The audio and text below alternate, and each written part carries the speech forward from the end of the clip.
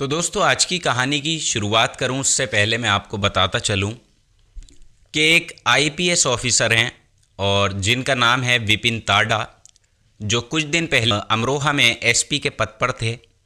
तो आज की जो ये कहानी है इन्हीं की मेहनत का फल है। कहने का मतलब ये है कि एक केस को लेकर इन्होंने ऐसा काबिले तारीफ़ काम किया जिसको सुनने के बाद शायद आज आप भी सैल्यूट करने पर मजबूर हो जाएंगे उन्हें। क्योंकि दरअसल बात ही कुछ ऐसी थी कि गोरखपुर में एक गांव लगता है और गोरखपुर के इस गांव का नाम है जमशेदपुर। और यहाँ 20 अगस्त की रात को यहाँ के रहने वाले राजीव नयन सिंह पर कुछ बदमाशों ने धावा बोल दिया था। वो उनके साथ मारपीट कर रहे थे और जिसकी वजह से उनकी बेटी काजल सिंह ने उनको बचाने की बहुत ज़्यादा कोशिश की, तो बदमाशों ने उल्टा उनकी बेटी काजल सिंह को ही गोली मार दी थी, जहां लगभग एक हफ्ते तक उनका इलाज लखनऊ केजीएम हॉस्पिटल में चलता रहा। मगर दोस्तों, अफसोस की बात के इलाज के दौरान ही काजल सिंह की मौत हो जाती है और जिसके बाद उस इलाके में बहुत बड़ा हंगामा मच जाता है। लोगों ने पुलिस पर अपने डर की आशंका जताई, जो जगह जगह उन बदमाशों की गिरफ्तारी की दबिशें डाली गईं। पुलिस ने उन पर 25-25 हज़ार रुपये का इनाम भी रख दिया। लेकिन जब बदमाशों का कुछ पता नहीं चल पाता तो कुछ वक्त के बाद पुलिस ने इनाम की जो राशि थी उसे बढ़ाकर लगभग 1 लाख रुपए के आसपास कर दिया, और जिसमें पुलिस ने आखिरकार एक मुख्य आरोपी विजय प्रजापति को गिरफ्तार करने की काफ़ी कोशिशें की। लेकिन एक दिन ऐसा होता है कि आखिरकार ये पुलिस के हत्थे तो चढ़ गया, मगर जैसे ही पुलिस ने इसकी घेराबंदी की तो फ़ौरन ही इसने सभी पुलिसकर्मियों पर फायरिंग करना शुरू कर दी। और जब पुलिस ने भी जवाबी फायरिंग में गोलियां चलाईं तब विजय प्रजापति को यहाँ पर कई गोलियां लगती हैं, और जिसकी वजह से वो कुछ इस कदर घायल हो जाता है कि फ़ौरन ही उसे हॉस्पिटल लेकर जाया जाता है और तब तक उसकी मौत हो जाती है। अब देखिए, कुल मिलाकर कहानी का नतीजा कुछ इस तरह निकलता है कि जो काजल का हत्यारा था वो अब इस दुनिया में नहीं था, और ये विपिन ताडा जी की मदद से मुमकिन हो पाया था। इसलिए उनको एक सैल्यूट तो बनता ही है। जैसा उन्होंने काम किया था वो वाकई काबिले तारीफ़ था। तो हम यही कहेंगे कि बदमाशों के साथ ऐसा ही होना भी चाहिए। तो चलिए अब आते हैं आज की कहानी पर। हालांकि देखिए, कहानी कुछ ऐसी है जिसकी शुरुआत सुनते ही आप हैरत में पड़ जाएंगे, क्योंकि दरअसल आज की सच्ची घटना 2 महिलाओं के अवैध संबंधों की कहानी है, जिसे सुनने के बाद आप भी सोचेंगे कि ऐसा भी हो सकता है, महिलाओं के बीच कोई रिश्ता पनप सकता है। और ये सच्ची घटना जो है ये गुजरात प्रदेश के अहमदाबाद नगर से है, और हम बात कर रहे हैं यहाँ पर 2021 की। 21 अगस्त को एक घर में बड़ी चोरी होती है, जिसकी वजह से उस घर का मालिक मयंक पटेल वहाँ के वाटवा थाना पहुँचता है और जाकर चोरी की रिपोर्ट लिखवाता है कि उसके घर में 3 बजे से लेकर लगभग 6 बजे के बीच एक चोरी हुई है। और वो पुलिस से कहता है कि आप इस चोरी का जल्द से जल्द खुलासा करिए, पता करिए, क्योंकि दरअसल उसके लगभग 8 लाख रुपए के जेवरात हैं जो चोरी हुए थे। अब देखिए, जैसे ही बात वो पुलिस को बताता है तो पुलिस सुनकर हैरान हो जाती है, क्योंकि उस वक्त ये पुलिस के लिए बहुत बड़ी चोरी थी और जिसका खुलासा करना पुलिस के लिए बड़ा अहम साबित हो गया था।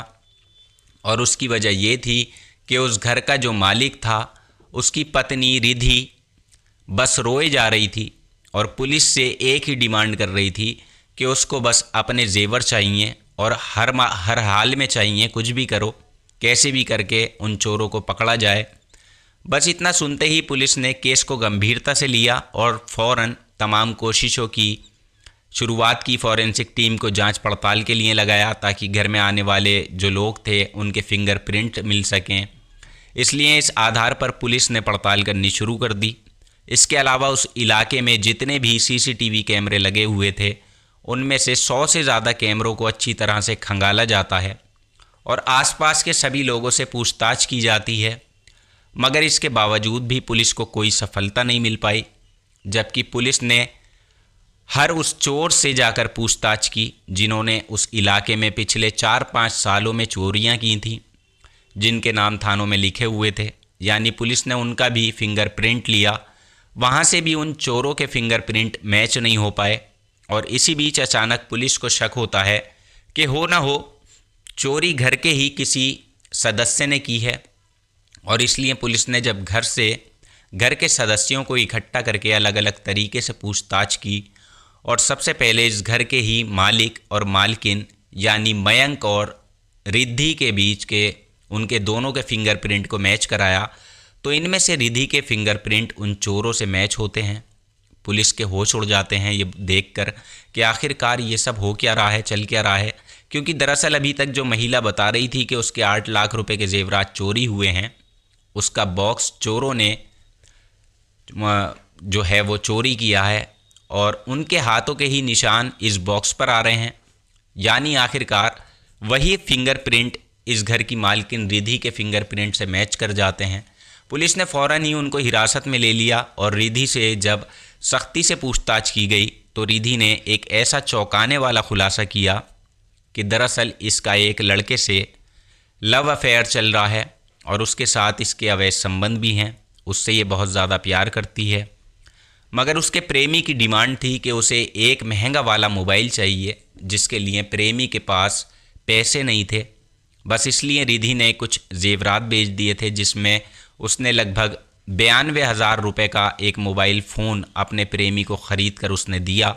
साथ ही कुछ जेवरात उसने अपनी एक सहेली रोहिणी के पास रख दिए थे। अब देखिए, पुलिस को तो वो जेवरात बरामद करने थे क्योंकि इस पर मुकदमा लिखा जा चुका था।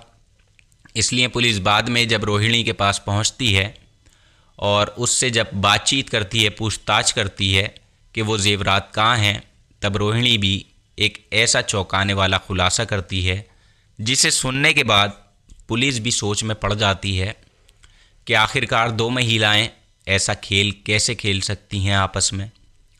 दरअसल रोहिणी बताती है कि इसका भी एक प्रेमी है, यानी उसके भी किसी लड़के के साथ अवैध संबंध थे और जिसके चक्कर में आकर उसने एक ऐसा काम किया कि उस लड़के का बिजनेस में घाटा चल रहा था और इसलिए रिद्धि के जेवरात बेचने के बाद उसने अपने इस प्रेमी को पैसे दे दिए।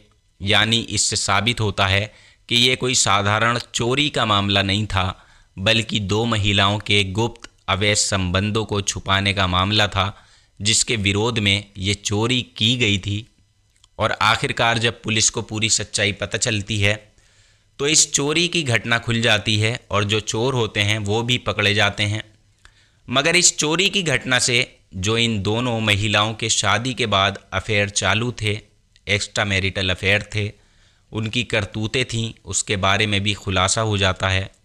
एक तरफ से दोनों के घर टूट जाते हैं क्योंकि कहा जाता है ना कि जो बुरा काम होता है उसका बुरा ही अंजाम होता है, और इस कहानी में इन 2 महिलाओं के साथ ऐसा ही हुआ। देखिए, पहली घटना तो वो जिसमें काजल सिंह के हत्यारे के साथ ऐसा हुआ, यानी उसके भी बुरे काम का बुरा नतीजा उसे अपनी जान गंवा कर देना पड़ा। और वैसा ही इन 2 महिलाओं के साथ भी हुआ कि जिन्होंने अपने ही घर में पहले चोरी करवाई और बाद में वो खुद ही उसमें फंस जाती हैं। अब देखिए, ये थी आज की वाकई हैरत अंगेज़ कहानी, जिसे सुनने के बाद आपको समझ ही आ गया होगा कि किस तरह से यहाँ पर 2 महिलाओं के अवैध संबंधों की जो राज था वो एक चोरी के ज़रिए खुल जाता है। और इस कहानी को लेकर आपकी क्या राय है नीचे कमेंट बॉक्स में ज़रूर लिखिएगा। और साथ ही देखिए, ये हमारा नया चैनल है, चैनल को सब्सक्राइब ज़रूर कीजिएगा, आपके सपोर्ट की पूरी ज़रूरत है। हो सकता है आप पहले चैनलों पे मुझे सुन चुके हों, लेकिन अब इस पर ही काम जारी है, तो आपके सपोर्ट की ज़रूरत है। और कल आपसे फिर मुलाकात होगी किसी नई सच्ची घटना में। तब तक आप अपना ख्याल रखें, अपनों का ख्याल रखें।